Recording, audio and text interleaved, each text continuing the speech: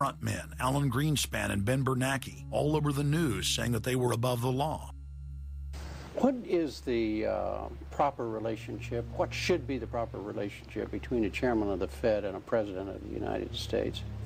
There is no other agency of government which can overrule actions that we take. What the relationships are don't frankly matter.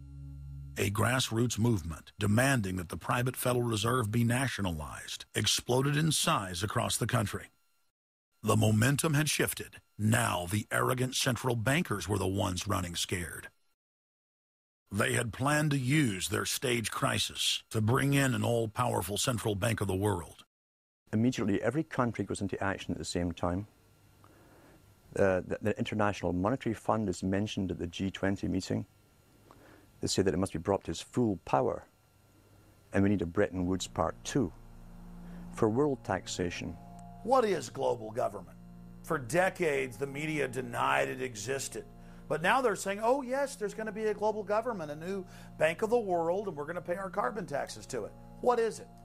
It's nothing more than a private, hostile, corporate takeover of every sovereign nation on earth. And then when you look at the philosophy of these global corporate chieftains, it is one of domination of the poor, domination of the population. It is a view that human life just isn't cheap. No, human life is a negative. And so no matter what they do, they have the rationale that it's in the greater interest to get rid of more human lives. They are so arrogant and they're so sure of themselves. They're saying, yes, we created the European Union, we created the Euro, and these are from the people of the Bilderberg. We are going to create a world bank. We're going to create a world government. They're saying it out loud and clearly. Suddenly, across the planet, their regional front banks had been identified by sovereign populations as the illegitimate shadow governments that they are. The controllers had moved too quickly and revealed their hand. Populations around the globe were seeing through the establishment's facade, past the puppet governments, and to the global architects that were pulling their strings. Where are the American people? Why have they lost their dignity? What is stopping them from speaking out? Why have they become little mice that follow Pied Pipers? How can they look up to these pathetic politicians? Go sit down. I have a question for this young man. He has the right to be represented. I'm his father, and I want to talk to you face to face. Crooked door. Why not a lobbyist with all kind of money to stuff in your pocket so that you can cheat the citizens of this country? So I'll leave, and you can do whatever the hell you please to do. One day God's gonna stand before you, and he's gonna judge you and the rest of your damn cronies up on the hill. And then you will get your just desserts. As the public begins to awaken to the fact that Barack Obama has cold-bloodedly betrayed the pledges he made to the American people, the establishment media and Democratic leaders have invoked the tactic of divide and conquer. I think they're astroturf. You be the judge of carrying swastikas and symbols like that to a town meeting on health care. An overwhelming portion of the intensely demonstrated animosity toward President Barack Obama is based on the fact that he is a black man. Desperate to ram their agenda through, they have played the race and class cards. You start to wonder whether, in fact, the word socialist is becoming a code word, whether or not socialist is becoming the new N-word. When I heard people going after the First Lady and the number of staff people they have, it sounds racist to me. It is essential that the establishment play the population off against each other, along the lines of Republican, Democrat, liberal, conservative, black and white.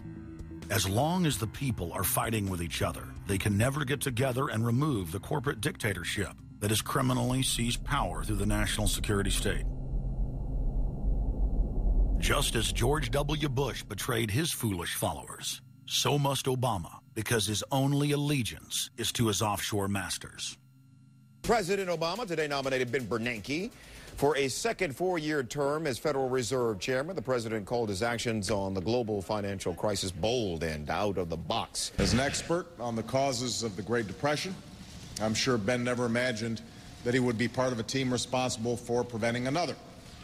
But because of his background, his temperament, his courage, and his creativity, that's exactly what he has helped to achieve. And that is why I am reappointing him to another term as chairman of the Federal Reserve. So Obama has made it quite clear by his actions, never mind his words, his actions, as to who owns him, who he works for, and who he serves. And it's not the American people. It is so obvious to anyone paying attention that the President of the United States is not the real person in control. Whether it is Gerald Ford or Jimmy Carter or Ronald Reagan or Clinton or Bush, Obama is no different. And to think that he is an independent figure is just crazy. And as Franklin Delano Roosevelt said, presidents are selected, they are not elected. Obama pledged that he would end NAFTA and GATT, and has since fought to expand both of them. Obama promised that he would have the most transparent administration ever, and he is already more secretive than Bush and Cheney ever were, even making it a secret who visits the White House. I can make a firm pledge. If your family earns less than $250,000 a year, if you make less than $250,000 a year, if you are a family making less than $250,000 a year, you will not see your taxes increased a single dime. You will not see your taxes go up. You will not see your taxes increase one single dime. Not your capital gains tax, not your payroll tax, not your income tax, no taxes. Not your income tax, not your payroll tax, not your capital gains taxes, not any of your taxes. Not your payroll tax, not your capital gains tax, not your income tax, no tax. Your taxes will not go up, because the last thing you need is higher taxes when we're in a recession like this, and you won't get one under an Obama administration. Obama made the centerpiece of his campaign the pledge that taxes would not be raised on anyone making under $125,000 a year. He has since gone back on that promise as well, and has proposed new taxes on payroll, energy, home mortgage deductions, and scores of other taxes. He made a pledge. He said, I'm not going to raise taxes on anyone making under $250,000. Is that pledge still active? We are going to let the process work its way through it. So it's not. So it's not. So it's not. We're going to let the process work its way through it. All right? The Senate is looking especially at this issue of capping the deductions for health care that employers and employees now get. That would be an tax increase for many families earning under $250,000, but the president said he was open to it, so that means that the tax pledge he made back in September is no longer operative? Obama said he was going to abolish the Patriot Act. He now vigorously defends it. We saw the same type of flip-flop when it came to warrantless wiretapping of the American people. Look what Obama's done with wiretapping, surveillance. He's brought it to heights even beyond what George Bush, the disgusting levels that he brought it to. So we have more surveillance. Now they're talking about, what is it called, Cybercom, the new Pentagon